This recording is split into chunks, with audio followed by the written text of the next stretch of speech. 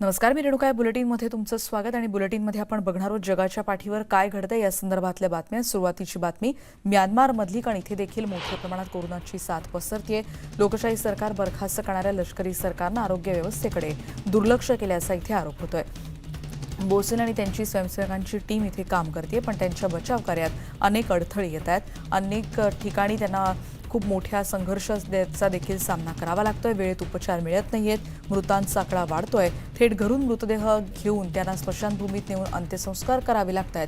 इतकी भीषण परिस्थिती म्यानमारमध्ये आहे. मृतांचा आकडा अचानक वाढल्यानं अंत्यसंस्कार करण्यासाठी स्मशानभूमीच्या बाहेर वाहनांच्या रांगा लागल्याचं विदारक चित्र इथे पाहावं लागतंय.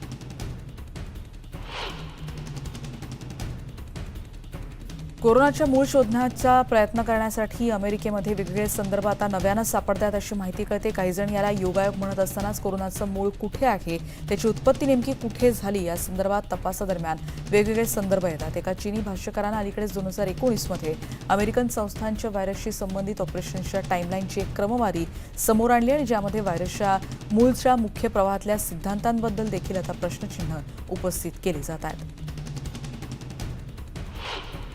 चीनच्या मेनलँड भागामध्ये देखील शुक्रवारी 75 नवीन रुग्णांची नोंद करण्यात आली. हे सगळे स्थानिक संक्रमित आहेत. इथे 53 जण जियागासू प्रांतातले आहेत. ह्युबई आणि हुनान प्रांतात प्रत्येकी 9 रुग्ण आढळलेत.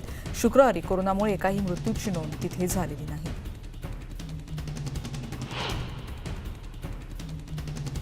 कोरोना प्रतिबंधक लस देताना विविध कागदपत्रांची मागणी केली जाते, त्यामुळे त्याला विरोध होताना दिसतोय. आपली वैयक्तिक माहिती मागणं यामुळे वैयक्तिक स्वातंत्र्यावर गदा येते असा दावा अनेकांनी केलाय. पण बातमी फ्रान्समधली बघतोय. कागदपत्र आणि वैयक्तिक माहिती देण्याच्या विरोधात फ्रान्समध्ये हजारो नागरिक असे रस्त्यावर उतरले होते. घटनात्मक पद्धतीने एक निर्णय तिथे घेण्यात आलाय फ्रान्समध्ये, ज्यात नवीन कायद्याच्या बहुतांश तरतुदींना मान्यता दिल्यानंतर 2 दिवसांनी इथल्या नागरिकांची नाराजी अशा वेगवेगळ्या मोर्चांच्या माध्यमातून समोर येते. कॅफे, रेस्टॉरंट्स, त्याचबरोबर लांब पल्ल्याचा प्रवास आणि काही बाबींसाठी रुग्णालयांमध्ये जर तुम्हाला जायचं असेल तर या सगळ्यासाठी हा स्पेशल पास बाळगणं गरजेचं आहे.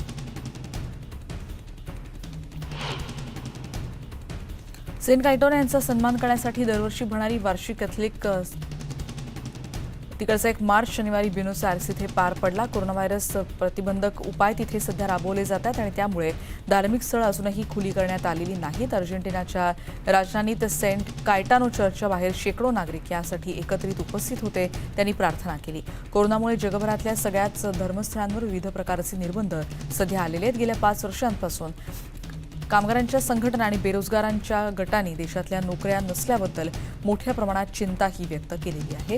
याच मागण्या मांडण्यासाठी तिथे एका फेरीचं देखील आयोजन करण्यात आलं होतं. पेरू देशाची राजधानी लिमामध्ये हजारो नागरिक रस्त्यावरून मोठा मोर्चा त्यांनी काढला होता. पेरूमध्ये राष्ट्राध्यक्ष म्हणून नव्यानं ज्यांची नियुक्ती झाली ते पेड्रो कॅस्टिलो यांच्या विरोधात मोठ्या प्रमाणात नाराजी पाहायला मिळते. त्यांनी खरं तर जुलै महिन्याच्या सुरुवातीलाच देशाच्या प्रमुखपदाचा कार्यभार स्वीकारला, पण अवघ्या 1.5 महिन्यातच त्यांच्याबद्दल लोकांमध्ये मोठ्या प्रमाणात नाराजी पाहायला मिळते. समाज माध्यमांवर राष्ट्राध्यक्षपदाच्या रिकाम्या जागेसाठी भरती आहे अशा प्रकारचं अभियान सध्या राबवलं जात आहे. नवे राष्ट्राध्यक्ष पेड्रो कॅस्टिलो यांच्या सरकारच्या जे त्यांचे समर्थक आहेत त्यांनी देखील या मोहिमेला पाठिंबा देऊ केलाय. ग्रीसमध्ये शनिवारी 3 मोठे वणवे लागले. यात एक वणवा इतका भीषण होता की संपूर्ण शहराला याची झळ बसली आणि वणव्यामुळे ग्रीस देशातील 2ऱ्या क्रमांकाचं सर्वात मोठं बेट इव्हिया मोठ्या प्रमाणात संकटात आहे. या वणव्यात लागलेल्या आगीमुळे जंगलातल्या डोंगरांना मोठा धोका निर्माण झालाय.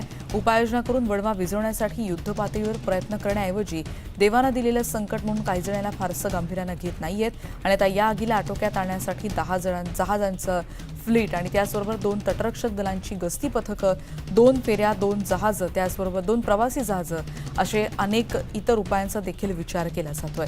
काही बेटांवर अडकून पडलेल्या पर्यटकांची सुटका करण्याचं कामही इथे युद्ध पातळीवर सुरू आहे. वणव्यामुळे वनसंपदेचं मोठं नुकसान होते. अनेक घरं, व्यवसायांचा आणि शेती या वणव्यात अक्षरशः अशी बेचिराख झाली आहे. अग्निशमन दलातल्या एका जवानाचा इथे मृत्यू ओढवल्याचं कळतंय. माउंट प्रेथापर्यंत ज्वाळा पोहोचतात. या परिसरातल्या श्वसनाचा त्रास जाणवत असलेल्या नागरिकांसाठी हॉटलाईनची व्यवस्था देखील ग्रीसमध्ये तैनात करून देण्यात आली आहे.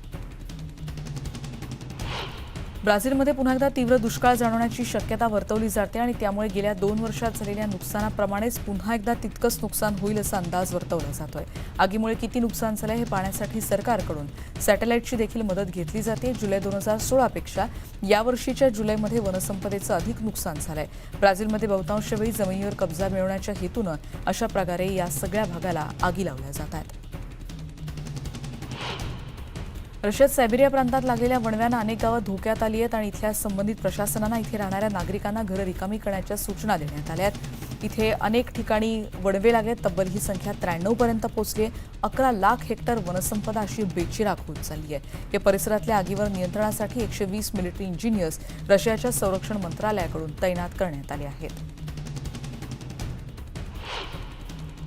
नॉर्थ कॅरोलिनामध्ये निसर्गरम्य जंगलांमध्ये राहणारे लोक सध्या भीतीच्या सावटाखाली जगतात, कारण जंगलात आग लागते आणि त्याच्यामुळे हजारो घरांना धोका निर्माण झाला. आतापर्यंत या डिक्सी फायरमध्ये गोल्डर शुगातील ग्रीनविले शहराचा बराचसा भाग भस्मसात झालाय. नेवाडा परिसरातील 10,000हून अधिक इमारतींना आगीचा धोका होता. या आगीनं न्यूयॉर्क शहराच्या क्षेत्रफळापेक्षा मोठा भाग काबीज केलाय.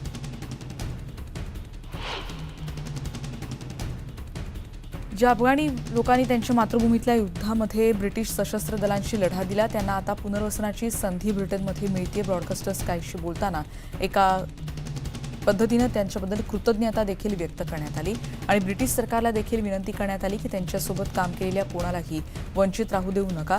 तब्बल 1400हून अधिक अफगाणी नागरिक आणि त्यांचे नातेवाईक सध्या पुनर्वसन योजनेअंतर्गत ब्रिटनमध्ये आले आहेत. बातमी जर्मनीतली 2,500 लोकांनी शनिवारी या भागातल्या कोळसा उत्खनन त्वरित थांबवण्यासाठी निदर्शनं केली आहेत. आंदोलकांनी लुईझरत आणि केनबर्ग या धोक्यात आलेल्या गावांदरम्यान 4 किलोमीटरची मानवी साखळी आपलं म्हणणं मांडण्यासाठी तयार केली. जर्मनीत 2038 पर्यंत कोळसा खाणं संपुष्टात येतील, पण पर्यावरणवाद्यांच्या म्हणण्यानुसार जागतिक तापमानवाढ थांबवण्यासाठी पॅरिस हवामान कराराच्या ध्येयाची पूर्तता करणं आधी गरजेचं आहे.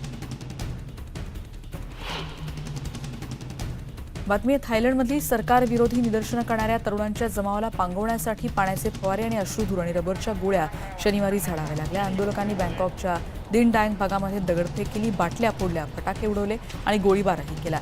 जमावानं पोलिसांना देखील मारहाण केल्याचं कळतंय. घटनास्थळावरच अनेक जणांवर उपचार केले जात असल्याचं दृश्यात दिसतंय, ज्यात एका पोलिसाचाही समावेश आहे. तैवानमधली बातमी आहे. दक्षिणेकडचा एक पूल शनिवारी एका चक्रीवादळामुळे पूर्णपणे अशा रीतीनं महापुरात उद्ध्वस्त झाला. तैवानच्या पूर्व किनाऱ्यावर मोठ्या प्रमाणात पाऊस आला. पूरस्थिती त्यामुळे निर्माण झाली आणि चक्रीवादळ आता थोडं शांत झालेलं असलं तरी त्याचे परिणाम दिसत आहेत. सुदैवाने यात कोणतीही जीवितहानी झालेली नाही. पनामा आणि कोलंबियाच्या अधिकाऱ्यांनी स्थलांतरितांच्या मुद्द्यांवर मार्ग काढण्यासाठी आता सहमती दर्शवली आहे. हा मुद्दा क्युबा आणि हैती या 2 देशांच्या सीमारेषांना असलेल्या डेरियन भाग ओलांडण्यापासून स्थलांतरितांना प्रतिबंधित करण्यावर या दोन्ही बाजूंचं एकमत झाल्याचं कळतंय. दोन्ही देशांच्या परराष्ट्रमंत्र्यांच्या म्हणण्यानुसार पुढच्या आठवड्यात या स्थलांतरितांच्या मुद्द्यांवर विविध प्रकारची नियमावली देखील जाहीर केली जाणार आहे.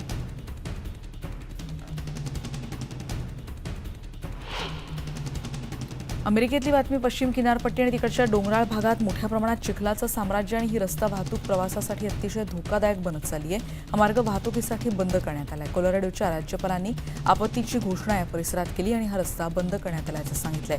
ग्लेनवूड कॅनियनमध्ये देखील ही वाहतूक बंद करण्यात आल्याचं कळतंय. जंगलातल्या आगीच्या संकटाचा सामना केल्यानंतर या भागात मुसळधार पावसामुळे आता चिखलाचं साम्राज्य आहे. वारंवार नुकसान झाल्यानंतर महामार्ग पुन्हा सुरू करणं हे खूप मोठं आव्हानात्मक काम असल्याचं इथले कामगार म्हणतात. गेल्या महिन्याच्या अखेरीस अचानक आलेल्या पूर आणि त्यानंतर चिखल याचा शेकडो वाहनांना फटका बसला. अनेक वाहनं इथे अडकून पडली होती. बोगद्यात आश्रय घेतलेल्यांमध्ये सुमारे 30 जणांचा समावेश होता. उल्फॅक्सच्या सिएरा नेवाडा शहराभोवती 80हून अधिक घरं आणि इतर इमारती अक्षरशः नष्ट झाल्या. जंगलात लागलेल्या आगीवर अग्निशमन दलानं नियंत्रण मिळवलेलं असलं तरी काही काळ या परिसरातल्या आगीनं इथे अक्षरशः भीषण परिस्थिती निर्माण झाली आहे. अग्निशमन दलाच्या कर्मचाऱ्यांच्या म्हणण्यानुसार 2600 एकरचं जंगल जळून खाक झालंय. कित्येक घरांचं नुकसान झालंय. 5000हून अधिक रहिवाशांना स्थलांतरित करण्यात आलंय. थंड तापमान आणि तिथल्या वाऱ्यांनी अग्निशमन दलाला जरी थोडीशी मदत झालेली असली तरी त्वरित नियंत्रण मिळवायला त्याचा उपयोग होऊ शकलाय. 14 राज्यांमध्ये मिळून 100 ठिकाणांपर्यंत ही वणवा हा त्याची धग जाणवत होती. आग विझल्यानंतर पुन्हा एकदा नुकसान झालेल्या शेकडो घरांची उभारणी करण्याचं खूप मोठं आव्हान सरकारसमोर आहे. सेलिब्रेशन आणि गेट डाऊन ऑन इट यासारख्या हिट गाण्यांसाठी प्रसिद्ध असलेल्या कूल अँड द गँगचे प्रस्थापित सदस्य डेनिस डी.टी. थॉमस यांचं निधन झालं. ते 70 वर्षांचे होते. सॅक्सोफोन वादक आणि फ्लुटिस्ट आणि पर्कशनिस्ट अशी त्यांची ओळख.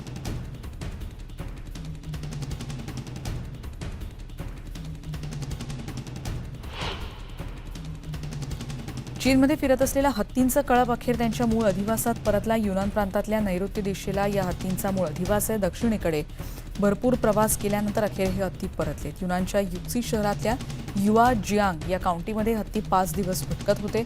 या हत्तींच्या मार्गावर लक्ष ठेवण्यासाठी ड्रोनचा वापरही करण्यात आला होता. युनान प्रांतातच हे आशियाई हत्ती आढळत असतात.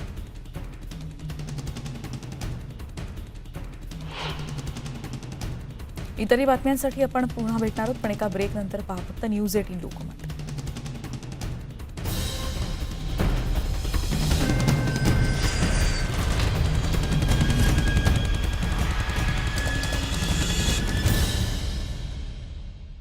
बस ज्या आहेत त्या बेस्टच्या ताफ्यात मुंबईकरांच्या सेवेसाठी येणार आहेत आणि यावेळी नगरविकास मंत्री एकनाथ शिंदे, परिवहन मंत्री अनिल परब, मुंबई उपनगर जिल्ह्याचे पालकमंत्री आदित्य ठाकरे आणि मुंबईच्या महापौर किशोरी पेडणेकरही उपस्थित होत्या. तर यावेळी कार्यक्रमात बोलत असताना मुख्यमंत्र्यांनी लोकल सुरू करण्यासंदर्भात माहिती दिली. लोकल संदर्भात थोड्याच दिवसात निर्णय घेणार असून या संदर्भात तज्ज्ञांशी बोलणं सुरू असल्याचं मुख्यमंत्र्यांनी म्हटलंय. आदित्य ठाकरे आणि अमित ठाकरेंपाठोपाठ आता तेजस ठाकरेही राजकारणाच्या आखाड्यात उतरण्याची शक्यता आहे. सामनातील जाहिरातीमुळे राजकीय चर्चांना एकच उधाण आले. स्फोटक फलंदाज विवियन रिचर्ड्सची उपमा देत तेजस ठाकरेंना वाढदिवसाच्या शुभेच्छा देण्यात आल्या. भाजपचा प्रदेशाध्यक्ष बदलणार नसल्याची माहिती भाजपचे ज्येष्ठ नेते माजी मुख्यमंत्री देवेंद्र फडणवीस यांनी दिली आहे. सध्या प्रदेशाध्यक्ष बदलण्याची वेळ नसल्याचं त्यांनी म्हटलंय. त्यामुळे प्रदेशाध्यक्ष बदलीला सध्या तरी पूर्णविराम मिळाला आहे. आम्ही भाजपच्या कार्यक्रमाला आलोय. यांना वाटतंय की शिवसेना भवन तोडायला आलोय की काय. जर अंगावर आले तर शिवसेना भवनही तोडू, असा थेट इशारा प्रसाद लाड यांनी शिवसेनेला दिलाय. भाजप पदाधिकाऱ्यांच्या कार्यक्रमासाठी ते माहीममध्ये आले होते. वांद्र्यातील कोट्यवधींच्या मोकळ्या जागेचं आरक्षण बदलून भूखंड बिल्डरांच्या घशात घातला असल्याचा आरोप भाजप नेते आशिष शेलारांनी केला. 1000 कोटींचा घोटाळा झाला असल्याचा आरोप त्यांनी केला आहे.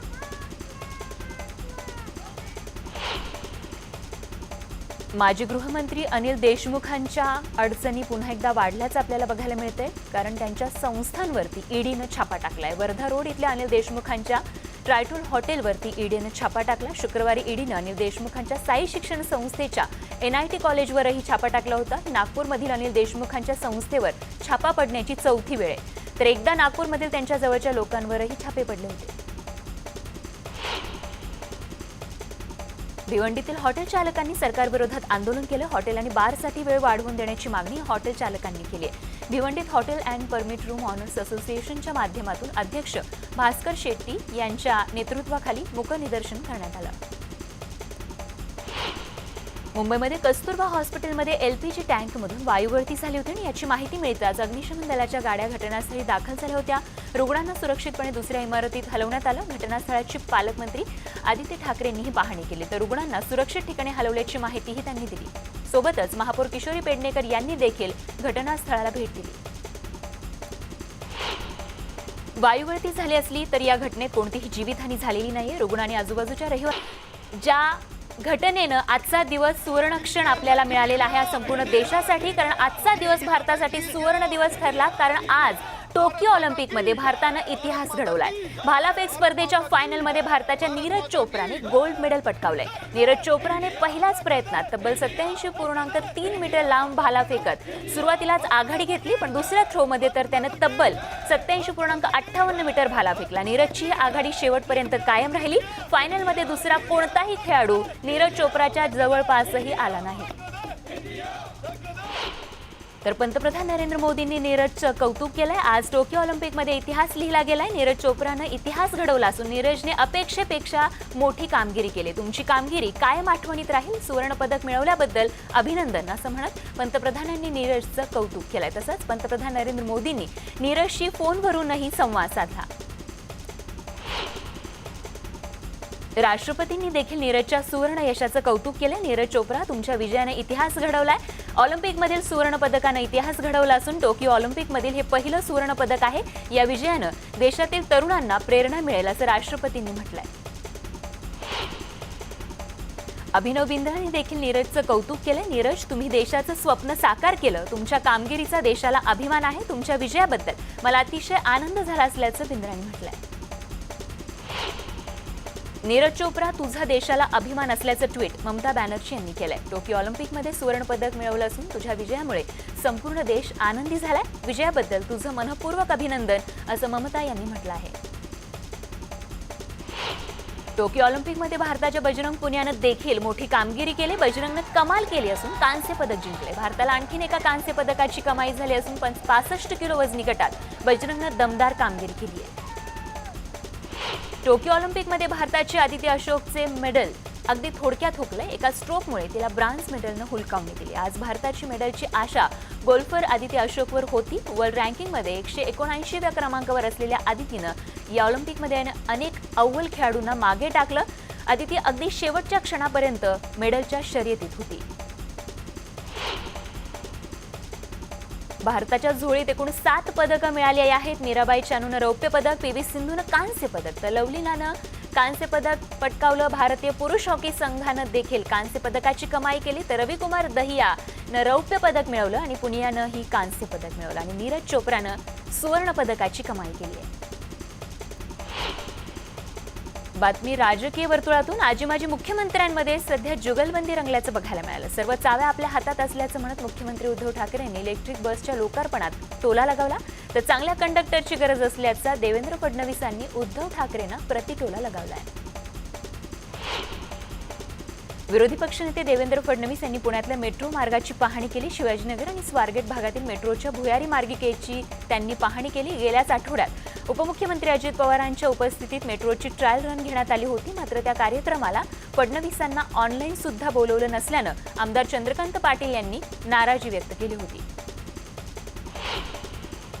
शिवसेनेच्या खासदारांनी केंद्रीय गृहमंत्री अमित शहा आणि जे पी नड्डा यांची भेट घेतली. यावेळी त्यांनी अमित शहांना पत्र दिलं. मुख्यमंत्री उद्धव ठाकरे यांनी हे पत्र दिल्याची माहिती त्यांनी दिली. संसद भवनातील कार्यालयात भेट घेतल्याची माहिती मिळते. 28 डिसेंबरला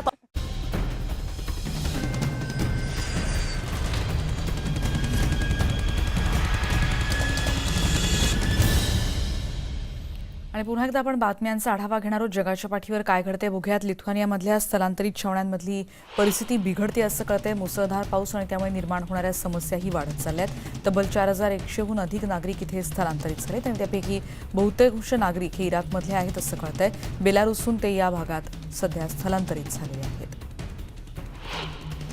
तुर्कस्तानमध्ये 9 दिवसांपासून धुमसत असलेल्या वणव्यात 8 जणांचा मृत्यू झाला तर अनेक जनावरं यात दगावली आहेत. तंटाल्या पर्यटनस्थळाची परिस्थिती आता आटोक्यात येत असल्याची माहिती परराष्ट्रमंत्री मेवलूट यांनी दिली. वाऱ्याचा वेग कमी झाल्यावर आगही आटोक्यात यायला मदत होईल असा विश्वास त्यांनी व्यक्त केला होता. मदतीसाठी इस्रायलहून 2 विमानं देखील मागवण्यात आली. ती देखील तिथे दाखल झालेली आहेत आणि त्यानंतर या आगीवर नियंत्रणासाठी ती तैनात करण्यात आली. इथिओपियाच्या टिग्रे प्रदेशात गरजेच्या साहित्याचा पुरवठा पोचायला आता सुरुवात झाली आहे. संयुक्त राष्ट्रांच्या अधिकाऱ्यांनी ही माहिती दिली. अन्नाची पाकिटं आणि त्याचबरोबर अन्य साहित्य त्याचबरोबर इंधन भरलेले 175 ट्रक्स इथे दाखल झालेत. सकारात्मक पाऊल असलं तरीही आणखी खूप मदतीची इथे आवश्यकता आहे असं संयुक्त राष्ट्रांच्या मानवी सेवा कार्यकर्त्यांचं म्हणणं आहे. दररोज 100 ट्रक भरून साहित्याची इथे गरज आहे असं देखील त्यांनी म्हटलंय. सत्ताधारी पक्षाचं सरकार कोसळल्यानंतर नोव्हेंबरपासून इथे युद्ध परिस्थिती आहे. अमेरिकेचे परराष्ट्रमंत्री अँथनी ब्लिंकन आणि युक्रेनचे परराष्ट्रमंत्री दिमित्रो क्युलेबा यांच्यात वॉशिंग्टनमध्ये चर्चा झाली आणि यात द्विपक्षीय संबंध आणि युक्रेनला अमेरिकेचा मिळणाऱ्या पाठिंब्याबद्दल आश्वासन यावर चर्चा झाल्याचं कळतंय. रशियाशी युक्रेनचे संबंध तणावपूर्ण आहेत आणि याच पार्श्वभूमीवर युक्रेनला अमेरिकेचा पाठिंबा गरजेचा आहे. 30 ऑगस्टला युक्रेनचे अध्यक्ष व्लोदिमीर झेलेन्स्की वॉशिंग्टन डीसीला भेट देतील आणि या भेटीबद्दलही या दोघांमध्ये चर्चा झाल्याचं कळतंय. 6 जानेवारीला अमेरिकेच्या कॅपिटलमध्ये जो प्रकार घडला त्याच पार्श्वभूमीवर अमेरिकेचे राष्ट्राध्यक्ष जो बायडन यांनी कायद्याची अंमलबजावणी करणाऱ्या या सगळ्या अधिकाऱ्यांना श्रद्धांजली नुकतीच अर्पण केली. हल्ल्याच्या या दुःखद आणि कठीण काळात तिथल्या सदस्यांचे प्राण वाचवल्याबद्दल त्यांनी अधिकाऱ्यांचेही आभार मानले. अमेरिकेचे अध्यक्ष जो बायडन यांनी अमेरिकेच्या ऑलिम्पिक संघातल्या सदस्यांचा सन्मान केला. तुमच्या कामगिरीमुळे देशवासियांना तुमचा अभिमान वाटतो, अशा शब्दात त्यांनी या सगळ्या संघाच्या सदस्यांची प्रशंसा केली. अमेरिकेनं ऑलिम्पिक स्पर्धेत एकूण 108 पदकांची कमाई केली, ज्यात 36 सुवर्ण पदकांचा समावेश आहे. चीननं 87 पदकांची कमाई केली. ऑलिम्पिक स्पर्धांमध्ये मॅस्कॉट रोबो तयार करण्यात आले. ऑलिम्पिक स्पर्धा प्रत्यक्ष अनुभवता येत नसल्यानं लहान मुलांसाठी हे रोबो तिथे संवाद साधतात, नृत्यही करतात. फक्त तंत्रज्ञानाचा वापर करून रोबो बनवण्यापेक्षा त्यांची मदत होऊ शकेल, त्यांची उपयुक्तता जाणू शकेल अशा हेतूनं हे रोबो तयार केल्याचं या प्रकल्पाच्या अधिकाऱ्यांनी सांगितलं. ऑलिम्पिक स्पर्धांमध्ये काही खेळाडूंनी नेल आर्ट केले होते आणि त्याचे फोटो खूप व्हायरल झाले. त्यांचे फोटो चर्चेतही आहेत. काही महिला खेळाडूंनी नखांवर आपापल्या देशांचे ध्वज किंवा त्यातले रंग असं कॉम्बिनेशन वापरलं होतं. काही खेळाडूंनी ऑलिम्पिकची प्रतिमा देखील नखांवर साकारली होती.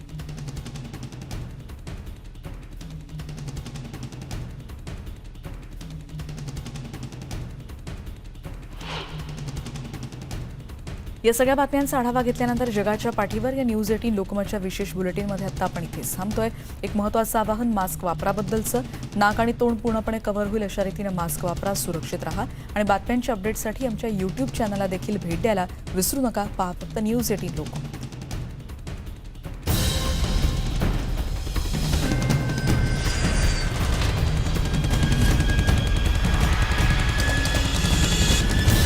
.8